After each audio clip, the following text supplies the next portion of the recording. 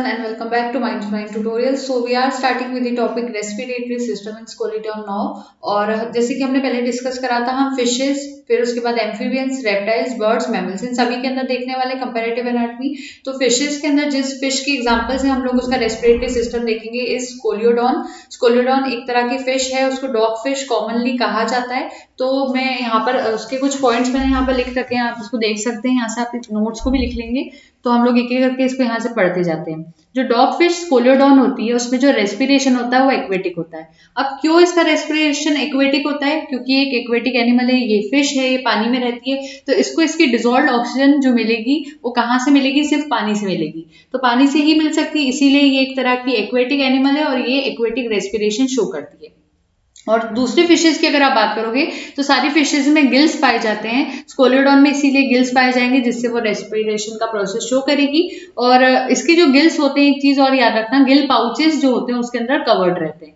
तो यहाँ पर आप समझते जाना कि एक्वेटिक एनिमल है, ये एक ऐसा एनिमल है जो कि वाटर में रहती है. ये ब्रीथ करती है बाय मीन्स ऑफ गिल्स और सीरीज ऑफ गिल पाउचेस इस पे पाए जाते हैं. इसके गिल्स गिल पाउचेस में होते हैं on either side of the pharynx, इधर lateral side of the pharynx. Pharynx का जो लेटरल साइड होते हैं दोनों तरफ वहां पर ये गिल पाउचेस लगे हुए होते हैं, अटैच्ड होते हैं. और जनरली 5 पेयर्स इनके अंदर पाए जाते हैं, ये भी आपको पता होना चाहिए. वाटर एंटर करता है माउथ में और फिर वहां से पास करता है through the buccal cavity, pharynx, Gill pouches, bearing Gill lamellae, और वहां से जाते हुए एक्सटर्नल गिल स्लिट तक पानी चले जाता है. अब मेनली रेस्पिरेटरी ऑर्गन्स की डिटेल्स हम लोग पढ़ते हैं, ये सब तो स्कोलियोडॉन की थोड़ी डिटेल्स थी. इसमें कितने पेयर ऑफ गिल पाउचेस होते हैं? 5 पेयर ऑफ गिल पाउचेस होते हैं.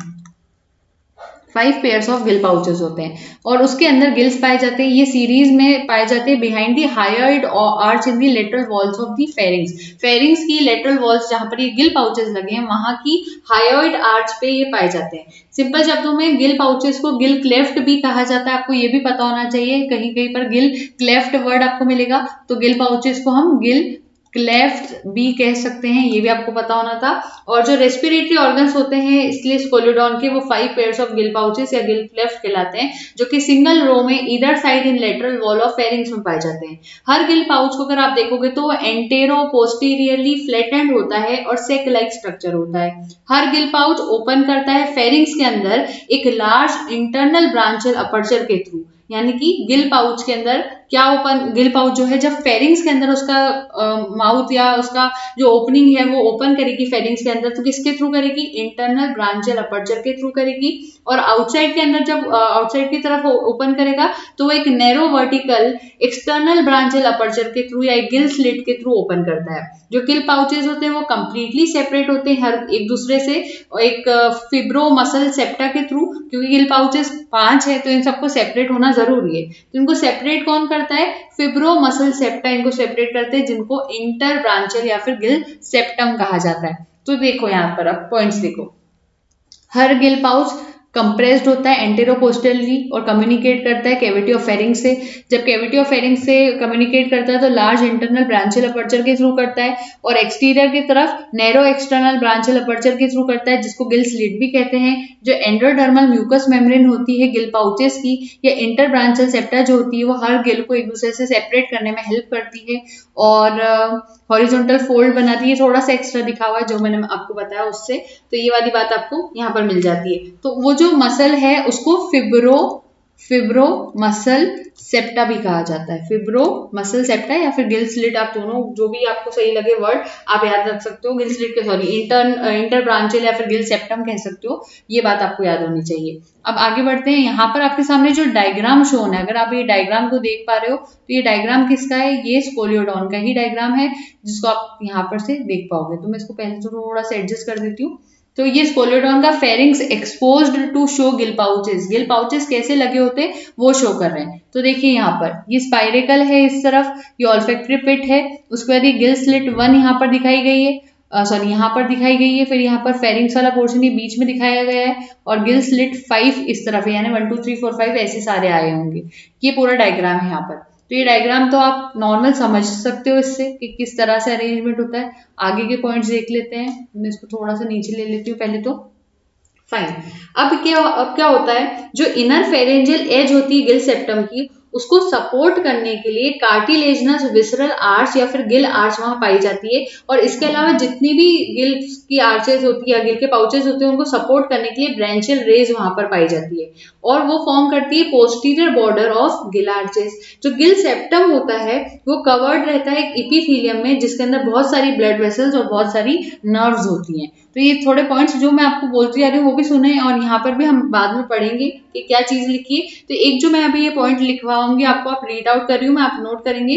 द इनर और pharyngeal edge of each gill septum is supported by a cartilaginous visceral arch or gill arch, while the rest of it is supported by the branchial rays formed by posterior border of gill arches. The gill septum is covered by an epithelium which contains blood vessels and nerves. ये आपको समझ में आना चाहिए था। अब मैं यहाँ आगे बात कर लेती हूँ कि जो कहना चाहिए जो गिल्स होते हैं उसमें किस तरीके से क्या चीजें होती है उनको समझते हैं। तो गिल्स के बारे में हम बात करेंगे यहाँ पर और थोड़े बहुत यहाँ गिल लेमिले के बारे में भी साथ में बात होगी। तो पहले तो मैं गिल के बारे में बताती हूँ, फिर हम यहाँ पर इनके पॉइंट्स को देखेंगे। तो पहले गिल्स के बारे में हम बात कर रहे हैं। अब बात करते हैं गिल्स की। सो जो वॉल सेपरेट करती है गिल पाउचेस को वो एक तरह की म्यूकस लाइनिंग होती है जो कि इंटर ब्रांचियल सेप्टम को सपोर्ट करती है और रेस होकर numerous horizontal leaf like folds बनाती है। ये जो फोल्ड्स होते हैं वो गिल लेमिले या फिर गिल फिलामेंट्स कहते हैं। तो हो क्या रहा है, ऐसी वॉल जो कि गिल पाउचेस को, गिल्स किस में रहते हैं, गिल पाउचेस में रहते हैं। तो 5 गिल पाउचेस है, तो ऐसी वॉल जो गिल पाउचेस को सेपरेट करती है या उस म्यूकस लाइनिंग की अगर हम बात करें तो वो सपोर्ट करती है किसको, इंटर ब्रांचियल सेप्टम को। वो रेज होकर न्यूमरस लीफ लाइक फोल्ड्स बनाती है। लीफ लाइक फोल्ड्स, यही वॉल जो होती है वो न्यूमरस लीफ लाइक फोल्ड्स बनाती है और सपोर्ट करती है, फोल्ड्स बनाती है। और ये जो फोल्ड्स रहते हैं उन फोल्ड्स को हम गिल लेमिले कहते हैं। गिल लेमिले या फिर आप इसको गिल फिलामेंट्स भी कह सकते हो। आप दोनों शब्दों का यहाँ पर यूज कर सकते हो, फिलामेंट्स भी कह सकते हैं। और ये गिल लेमिले और गिल फिलामेंट्स गिल्स बनाते हैं बाद में जाकर और ये रिचली सप्लाइड होते हैं ब्लड कैपिलरीज के साथ। इसी वजह से जो इंटर ब्रांचियल वाला पोर्शन रहता है उसके अंदर 2 सेट्स ऑफ गिल लेमिले होते हैं। एक तो होता है उसके एंटीरियर फेस पर और दूसरा होता है उसके पोस्टीरियर फेस पर। और जो हर सेट होता है गिल लेमिले का वो क्या करता है, हाफ गिल फॉर्म करता है अगर, तो उसको डेमी ब्रांच या हेमी ब्रांच कहते हैं। और अगर दोनों ही सेट्स हैं जो गिल लेमिले के, अगर वो गिल बना देते हैं, पूरा फुल गिल बना देते हैं, तो वो होलो ब्रांच कहलाते हैं। पोस्टीरियर डेमी ब्रांच है तो वो इंटर ब्रांचियल सेप्टम में उसका लॉन्गर लेमिला होगा और जो एंटीरियर डेमी ब्रांच है वो थोड़ा सा छोटा होगा। ये थोड़ी बातें। अब इसको पॉइंट्स यहाँ से बुकिश लैंग्वेज के हिसाब से भी देख लेते हैं किस तरह से आपको लिखना होंगे। तो मैं यहाँ टिक करूंगी इसको। ये देखिए, branchial lamellae rich blood supply वाले होते हैं। इसी लेमिले को, जो गिल लेमिले मैंने यहाँ कहा है, इसको ही आप ब्रांचियल लेमिले कहते हैं। मैंने यहाँ एक्सप्लेन कर दिया, अब हम यहाँ से पढ़ रहे हैं। इनमें बहुत इनके पास बहुत थिन कवरिंग मेम्ब्रेन होती है जिसमें ब्लड जो होता है एक्सपोज होता है सी वाटर को, यहाँ से वो एक्सचेंज ऑफ गैसेस करते हैं। हर गिल पाउच में 2 सेट्स ऑफ गिल लेमिले होते हैं, एक होता है एंटीरियर वॉल पे और दूसरा होता है पोस्टीरियर वॉल पे। तो गिल लेमिले कितने होते हैं, 2 सेट, एक सेट होता है या 2 सेट आप कह दो, उसमें 2 होते हैं, ये समझना है आपको। तो एक तो एंटीरियर वॉल पर होता है और दूसरा पोस्टीरियर वॉल पे होता है। और जो हर सेट होता है लेमिले का, अगर वो अगर हर सेट की अगर हम बात करें, जितने भी सेट है, अगर वो सिर्फ हाफ गिल या हाफ गिल बना रहे तो उनको हेमी ब्रांच कहते हैं। तो यहाँ पर जो गिल पाउच रहता है उसमें 2 हेमी ब्रांचेस होती है। जो गिल पाउचेस होते हैं वो सेपरेट होते हैं ईच अदर, एक दूसरे से, बाय फिब्रोमस्कुलर पोर्शन जिसको इंटर ब्रांचियल सेप्टा कहते हैं। और ये they should more correctly be called intra branchial septa because each lies between 2 successive Gill pouches. वहीं जो इंटर ब्रांचियल सेप्टा होता है वो थोड़ा एक्सटेंड होकर आगे की तरफ बढ़कर ब्रांचियल लेमिले बनाता है और फिर वो बेंड होकर पोस्टीरियरली एक फ्लैप तरह का स्ट्रक्चर बनाता है जिसको हम कहते हैं कि वो लेमिले को प्रोटेक्ट करेगा और वो एक्सटर्नल गिल स्लिट को भी प्रोटेक्ट करेगा। जो इनर पार्ट होता है इंटर ब्रांचियल सेप्टम का, उसमें वो सपोर्ट करता है कार्टिलेजिनस विसरल आर्च को लाइक स्लेंडर गिल रेस। तो ये थोड़े एक्स्ट्रा पॉइंट्स है, इतने आपको नहीं पढ़ने, आप ये वाले पॉइंट्स को छोड़कर अब यहाँ पर आ जाए। जो विसरल आर्च होती है वो सपोर्ट अगर करती है पोस्टीरियर ब्रांचियल लेमिले को या फिर hemi branch of posterior gill pouch को, और एंटीरियर ब्रांचियल लेमिले को जो सपोर्ट करती है एंटीरियर गिल क्लेफ्ट को। तो ये 2 हेमी ब्रांच जब मिल जाती है तो उनको हम डेमी ब्रांच भी कह सकते हैं और वो इंटर ब्रांचियल सेप्टम के साथ विसरल आर्च के साथ कंस्टिट्यूट करती है कंप्लीट गिल को, जिसको हम होलो ब्रांच कहते हैं। तो एक था हाफ तरह का गिल, उसको हमने हेमी ब्रांचेस की तरफ से समझा था, और एक यहाँ पर आ जाता है हमारे पास होलो ब्रांच। तो एक था डेमी ब्रांच या फिर आप हेमी ब्रांच कहते हो और दूसरा है होलो ब्रांच, वो यहाँ पर मेंशन्ड है। अगर आपको लग रहा है ये थोड़ा सा डिफिकल्ट है तो आप इसको समझने के लिए समझिए कि जब भी एक गिल का सेट आधा ही कुछ गिल बना पा रहा है तो वो डेमी ब्रांच, और अगर एक गिल का सेट कंप्लीट गिल बना रहा है तो वो होलो ब्रांच। इतना सिंपल हो जाएगा इससे। अब उसके बाद आगे बात करते हैं। अब आगे क्या हो रही कहानी कि जो पोस्टीरियर हेमी ब्रांच होता है किसी भी सेप्टम का, मैं इसको टिक भी करते जाती हूँ कि मैं कहाँ पर हूँ, तो आप भी सही से लिखते जाएंगे। जो पोस्टीरियर हेमी ब्रांच होती है किसी भी सेप्टम की, उसके पास लॉन्गर लेमिले होते हैं देन दी एंटीरियर वन। ये बहुत इंपॉर्टेंट पॉइंट है कि जो भी पोस्टीरियर हेमी ब्रांच होगा उसका जो सेप्टम होगा उसमें लॉन्गर लेमिले होंगे, इसके जो फोल्ड्स होते हैं वो थोड़े ज्यादा बड़े होते हैं। Longer lamellae posterior hemi branch के पास होता है, एंटीरियर वाले के पास छोटा होता है। 10 गिल पाउच, उसके पास कितने डेमी ब्रांच होते हैं? एक गिल पाउच में 2 डेमी ब्रांच होते हैं, तो एक गिल पाउच में 2 डेमी ब्रांच होते हैं और वो बिलोंग करते हैं 2 एडजेसेंट गिल्स के लिए। एक डॉग फिश, एक स्कोलिडोन को देखेंगे तो जो हायोइड आर्च होती है only a hemi branch on its posterior surface देखने को मिलती है। फर्स्ट 4 ब्रांचल आर्चेस जो रहती है वो होलो ब्रांच होती है, और जो 5th ब्रांचल आर्च होती है उस पर कोई गिल नहीं पाया जाता जिसको ए ब्रांच कहते हैं। इसीलिए कहा जाता है कि टोटल 9 हेमी ब्रांचेस स्कोलियोडॉन में पाई जाती है। तो कोई पूछ ले कि स्कोलियोडॉन के अंदर कितनी हेमी ब्रांच होती है, तो स्कोलियोडॉन में 9 होती है। और दूसरे फिशेज में डिफर कर सकती है, लेकिन यहाँ पर फिलहाल के लिए आप याद रखोगे कि 9 होती है। तो आपको क्या याद रखना है यहाँ पर कि स्कोलियोडॉन में हायोइड आर्च जो रहती है उसके अंदर एक डेमी ब्रांच होता है उसके पोस्टीरियर स्पेस पे, और फर्स्ट 4 ब्रांचल आर्चेस जो होती है उसमें होलो ब्रांच रहती है, और जो 5वीं ब्रांचल आर्च होती है उसके अंदर कोई गिल नहीं होता। इसीलिए स्कोलियोडॉन के अंदर 5 pairs of gill, 5 pairs of gills Demi branch के होते हैं, वाइल रेस्ट 4 पेयर्स जो होते हैं गिल्स के वो होलो ब्रांच के होते हैं। सॉरी मैंने गलत कह दिया, एक मिनट मैं यहाँ नोट करती हूँ। स्कोलियोडॉन में 5 पेयर्स होते हैं, किसके? गिल्स के। 5 पेयर्स ऑफ गिल में से जो पहला पेयर होता है, पहला पेयर, फर्स्ट पेयर की बात कर रही हूँ, फर्स्ट पेयर कैसा होता है? वो डेमी ब्रांच होता है। फर्स्ट पेयर डेमी ब्रांच होता है, और जो बाकी के 4 पेयर्स होते हैं, रेस्ट 4 पेयर्स जो होते हैं गिल्स के, वो कैसे होते हैं? यहाँ पर स्कोलियोडॉन के केस में होलो ब्रांच होते हैं, होलो ब्रांच होते हैं। और स्कोलियोडॉन और दूसरी जितनी भी इलाज्मो ब्रांच फिशेज होती है, इलाज्मो ब्रांच फिशेज, स्कोलियोडॉन और जितनी बाकी की इलाज्मो ब्रांच फिशेज होती है, इन सभी में इंटर ब्रांचियल सेप्टम जो होता है वो एक्सटेंड करता है इनके गिल लेमिले के ऊपर आकर और फ्लैप बनाता है, और ये फ्लैप गिल्स को प्रोटेक्ट करता है और एक्सटर्नल गिल स्लिट्स को भी प्रोटेक्ट करता है। इन तरह के गिल्स को लेमिली फॉर्म कहा जाता है, और ये बहुत ज्यादा प्रिमिटिव माने जाते हैं than those of bony fishes. अगर आप बोनी फिशेज से कंपेयर करोगे स्कोलियोडॉन के केस को, तो बहुत ज्यादा ये वाले जो स्कोलियोडॉन का केस होता है बहुत ज्यादा प्रिमिटिव होता है, पुराना टाइप का, या थोड़ा एडवांस नहीं होता, आप ये समझ लो। ये आपको समझना था। यहाँ पर जितने भी इंपॉर्टेंट पॉइंट्स थे वो हमने यहाँ देखे। अब यहाँ पर आपके सामने मैं एक डायग्राम शो करती हूँ आपको, ये देखिए डायग्राम, थोड़ा ऊपर एडजस्ट कर लेते हैं। डायग्राम कह रहा है स्कोलियोडॉन का डायग्रामेटिक रिप्रेजेंटेशन उसके रेस्पिरेटरी सिस्टम का टीएस ऑफ बॉडी है। ए जो पोर्शन है वहां पर उसके gill pouch open to show gill in surface view है, और बी पार्ट में parts of branchial arch and blood supply in gill lamellae को दिखाया गया है। तो ये डायग्राम आप चाहें तो ड्रॉ कर लें, और बल्कि कर ही लेना चाहिए, इंपॉर्टेंट है इसलिए आप इसको ड्रॉ कर लेंगे।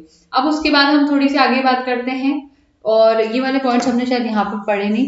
तो ये देखिए between mandibular and hyoid arch, थोड़ा सा एक्स्ट्रा ही आप खुद रीड आउट करेंगे, आपके लिए होमवर्क है इतना। तो अब यहाँ पर मेथड्स या फिर मैकेनिज्म ऑफ रेस्पिरेशन आ रहा है, लेकिन उसको स्टार्ट करने से पहले मैं यहाँ पर आपको थोड़ा सा एक केस बता देती हूँ स्पाइरेकल्स का। तो स्पाइरेकल्स क्या होते हैं इनको थोड़ा सा समझना। जो स्कोलियोडॉन होते हैं उसमें जो पहला पेयर होता है गिल स्लिट्स का, वो मैंडिबुलर और हायोइड आर्च के बीच में सिचुएटेड होता है, और वहां पर वो बनाता है स्पाइरेकल।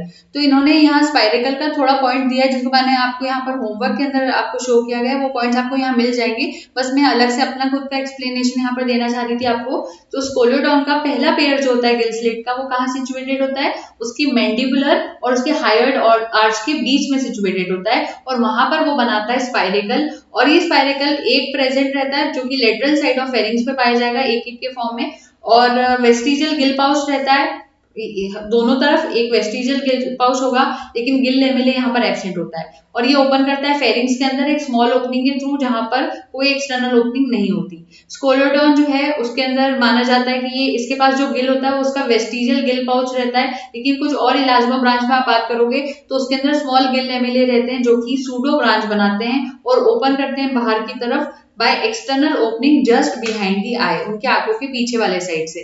तो ये सारे पॉइंट्स यहाँ पर इतने ज्यादा नहीं लिखे हुए हैं, तो मैं जो आपको यहाँ पर पढ़ के बता रही हूँ, या फिर आप कुछ चाहो तो आप नोट कर लो, इसको मैं पढ़ के बता रही हूँ, आपको लिखना। In Scoliodon the first pair of gill slit situated between the mandibular and hyoid arch forms the spiracle and is present one on either lateral side of pharynx. Each has a opening and has no external, each has a vestigial gill pouch but gill lamellae is absent. It opens into pharynx through a small opening and has no external opening. In Scoliodon, it is considered to be a vestigial gill pouch, but in other elasmobranch, it contains small gill lamellae, which forms a pseudobranch and opens outside by an external opening just behind the eyes. ये याद कर लेना है आपको। अब blood supply का भी थोड़ा बहुत बता ही देती हूँ, इतना पढ़ रहे हैं तो। जो गिल लेमिले होते हैं, गिल लेमिले अभी हमने पढ़ा था, उसका स्ट्रक्चर जो होता है वो लीफ लाइक स्ट्रक्चर होता है, और उसका जो बेस होता है वो अटैच होता है विसरल आर्च से। तो ये जो बेस वाला पोर्शन होगा वो उसका कहाँ अटैच होता है? विसरल आर्च से। किसकी बात कर रही हूँ मैं? गिल लेमिले की बात कर रही हूँ। गिल लेमिले लीफ लाइक होता है, लीफ लाइक, और उसका जो बेस होता है वो किससे अटैच होता है? विसरल आर्च से जाकर अटैच होता है, और एक नेटवर्क ऑफ ब्लड कैपिलरीज वहां पर बन जाता है। हर लेमिले में न्यूमरस साइनोसाइड्स पाए जाते हैं। हर लेमिले में क्या पाए जाएंगे? साइनोसॉइड्स पाए जाएंगे, बहुत सारे साइनोसॉइड्स होते हैं उनके अंदर, और उसके अंदर ब्लड सप्लाई किया जाता है afferent branchial arteries from ventral aorta से, और जो ऑक्सीजनेटेड ब्लड होता है उसको सप्लाई बैक किया जाता है डोर्सल एओर्टा तक, और वो किससे होता है? इफरेंट ब्रांचियल आर्टरीज से होता है। तो ये आपको समझ में आना चाहिए था, आप लिखना इसको यहाँ पर। In each lamellae numerous sinusoids are present. In it blood is supplied through afferent branchial arteries from ventral aorta. Ventral aorta से साइनोसाइड्स तक जो ब्लड जा रहा है वेंट्रल एओर्टा से, वो कैसे जाता है?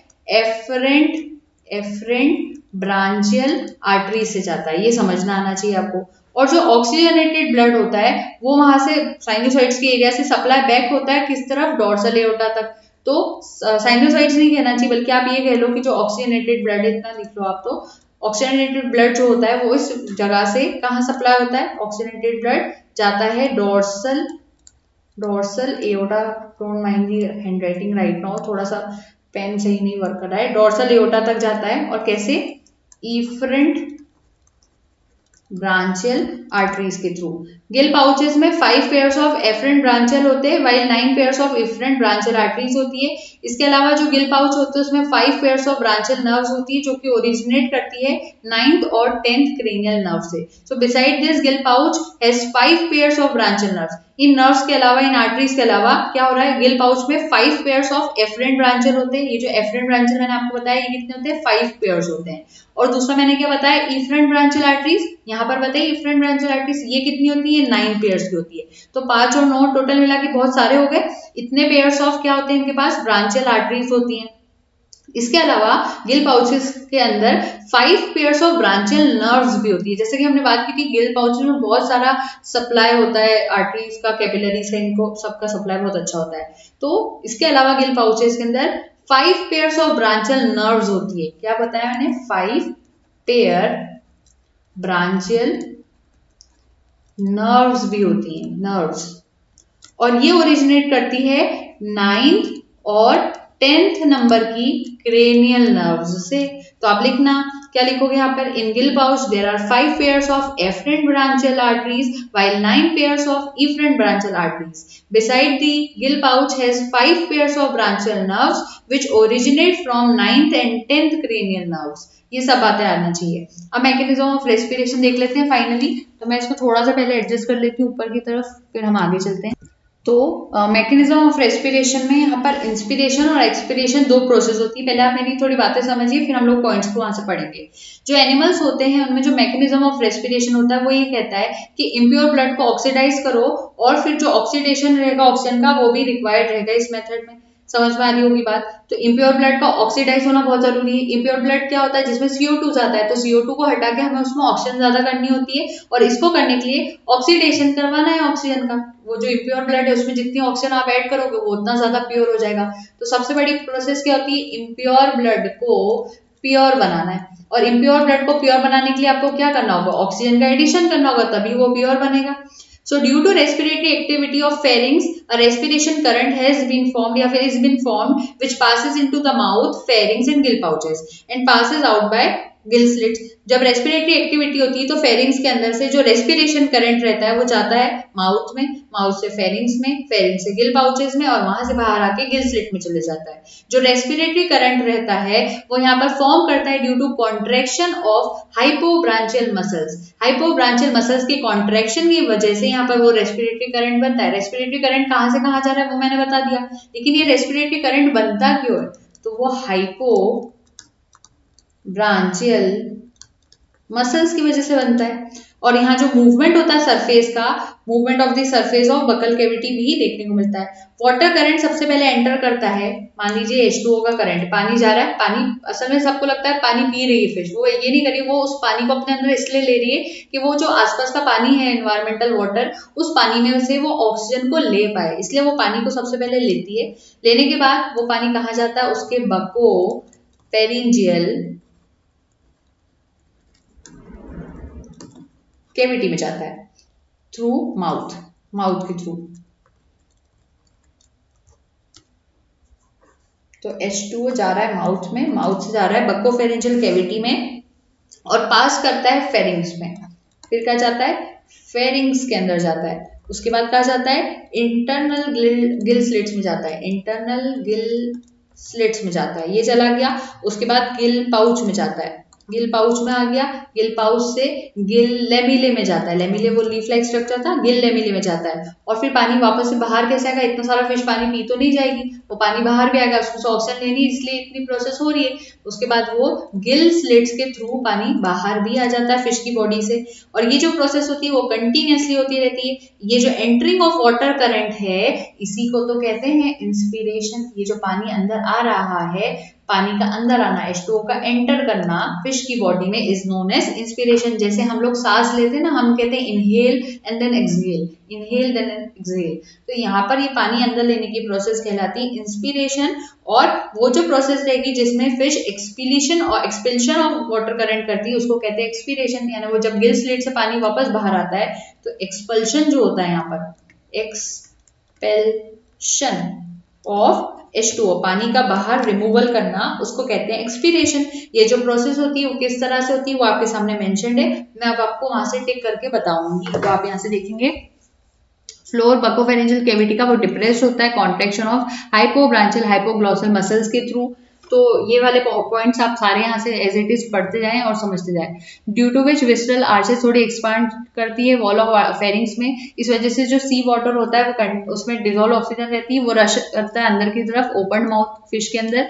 एंट्री ऑफ वाटर जो रहती है वो एक्सटर्नल ब्रांचियल अपर्चर में जाती है और लेकिन प्रिवेंटेड रहती है कैंटिलियर fold of skin on each gill pouches के अंदर। आपके सामने एक डायग्राम यहाँ पर है, वो होलो ब्रांच का डायग्राम इन्होंने यहाँ पर ले लिया है, तो ये डायग्राम आप ऊपर वाले साइड भी ले सकते हो चाहे तो ये यहाँ पर डायग्राम शो किया गया है, लेकिन आप इसको बाद में कहीं और भी ले सकते हो।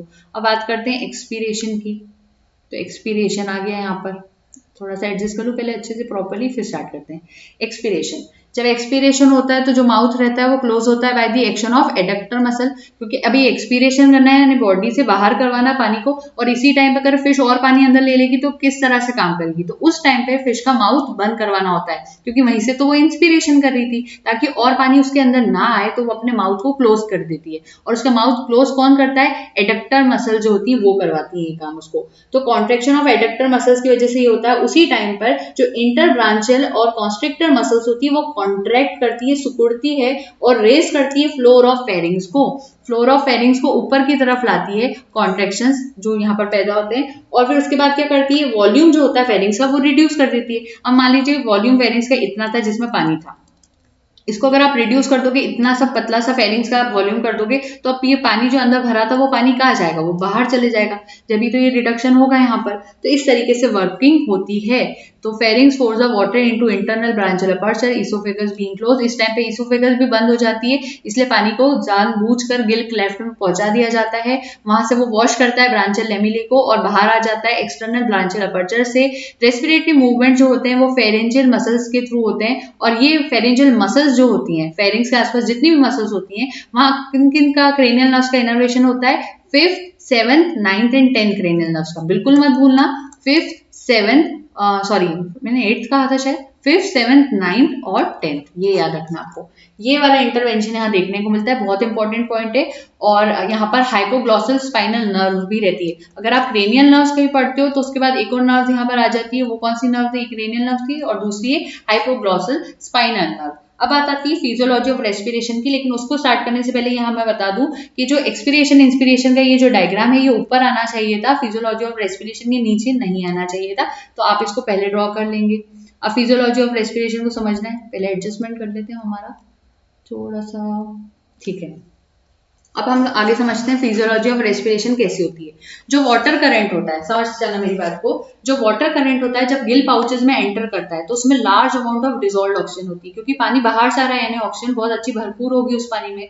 तो जो ब्लड कैपिलरीज गिल लेमिले की होती है वो बहुत थिन होती है, परमेबल मेम्ब्रेन होती है, जहां से ऑक्सीजन पास होती है ब्लड के अंदर। क्योंकि ये जो पानी बाहर आया, तो उस पानी बाहर से जो अंदर आया फिश की बॉडी के अंदर, उस पानी में से सारी ऑक्सीजन निकाल कर गिल लेमिले उसको कहाँ ऐड करवा देते हैं? उसको ब्लड के अंदर ऐड करवा देते हैं। और जो कार्बन डाइऑक्साइड ब्लड में रहती है उसको पानी के अंदर पहुंचा देते हैं। तो जो ऑक्सीजन यहाँ पर रहती है वो ब्लड जब लेके ब्लड के अंदर पहुंचती है, तो वो ब्लड के अंदर आ गई, तो ब्लड उसको क्या करेगा? उस ऑक्सीजन को जितने भी डिफरेंट पार्ट्स है बॉडी के, वहां तक पहुंचाएगा, लेकिन किसके थ्रू? इफरेंट ब्रांचियल आर्टरीज के थ्रू। तो थोड़ा सा समझिए, ये पानी है बाहर का इन्वायरमेंटल पानी, इसमें क्या है? ऑक्सीजन बहुत अच्छे अमाउंट में, बढ़िया ऑक्सीजन है इसमें।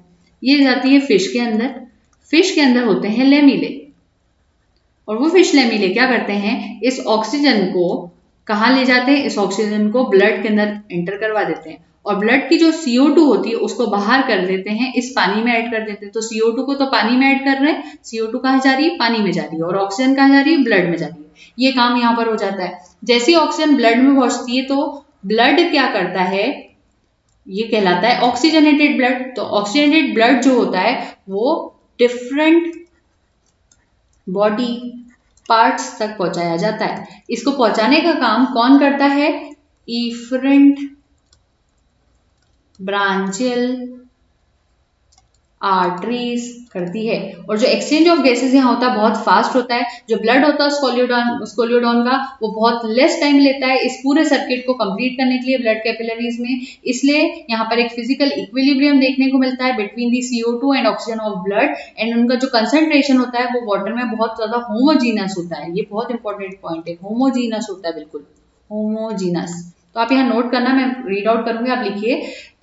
There is a physical equilibrium between CO2 and oxygen of blood, and their concentration is homogeneous in water, which is due to high concentration of CO2 in blood. Thus, the CO2 of blood is diffused into water through respiratory membrane, and its concentration reduces in blood. और इसी process के दौरान CO2 blood के अंदर से कम हो जाती है और ब्लड में ऑक्सीजन बढ़ जाती है। इस तरह से ब्लड प्योर हो जाता है, इम्प्योर नहीं रहता है। तो ये फिजियोलॉजी ऑफ रेस्पिरेशन के पॉइंट्स है। ब्रांचियल लेमिले है, उसमें ब्लड फ्लो कर रहा है टिप टुवर्ड्स बेस। ये थोड़ा ज्यादा एक्स्ट्रा पॉइंट्स मैं इसलिए दे रही हूँ, मैं आपको एक्सप्लेन करती जाती हूँ, लेकिन एक्स्ट्रा पॉइंट्स पढ़ने में कोई बुराई तो है नहीं, अगर आप रीड आउट कर भी लेंगे तो कोई बुराई नहीं उसमें, इसलिए मैंने यहाँ थोड़े से ज्यादा डाल दिए। आप यहाँ से इसको भी होमवर्क के लिए पढ़ेंगे, मैंने एक्सप्लेन कर दी फिजियोलॉजी आपको, लेकिन होमवर्क है तो आप खुद पढ़ेंगे। तो यहाँ पर जो रेस्पिरेटरी सिस्टम था फिशेस के अंदर, जिसमें हमने स्कोलियोडॉन का एग्जांपल लिया था, वो पूरा कंप्लीट हो जाता है। एंड नेक्स्ट वीडियो सेगमेंट जब भी हम लेंगे उसमें हम रेस्पिरेटरी सिस्टम ऑफ फ्रॉग देखेंगे। So thank you so much, and don't forget to like, share and subscribe. Happy learning.